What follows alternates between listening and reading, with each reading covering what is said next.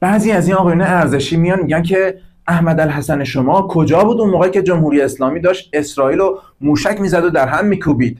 احمد الحسن چیکار کرده در برابر اسرائیل؟ میدین این حرف چقدر خنده داره؟ به این مثال توجه کنید. فرض کن یه وهابی بیاد بگه که علی کجا بود اون موقع که عمر داشت فتوحات میکرد و سرزمین‌های اسلامی رو گسترش میداد؟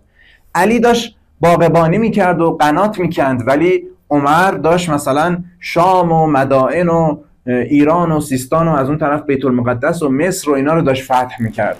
میدونی به وهابی چی میگم؟ میگم بابا حکومت دست عمر بود، دست علی نبود که ازش انتظار داشته باشی که.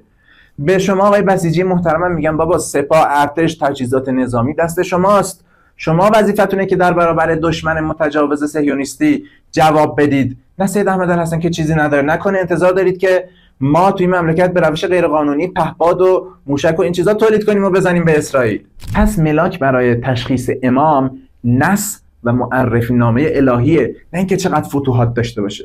تازه اگر خلیفه قاسم عمر ابن خطاب یه فتوحاتی هم داشته باشه، شما همون هم ندارید. شما سوریه رو تو 2 هفته تحویل داعش دادید و اومدید.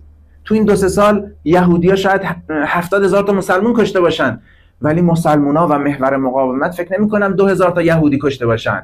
این وضعیت واقعا خجالت آوره. اگر نمیتونید از مظلوم دفاع بکنید، بکشید کنار.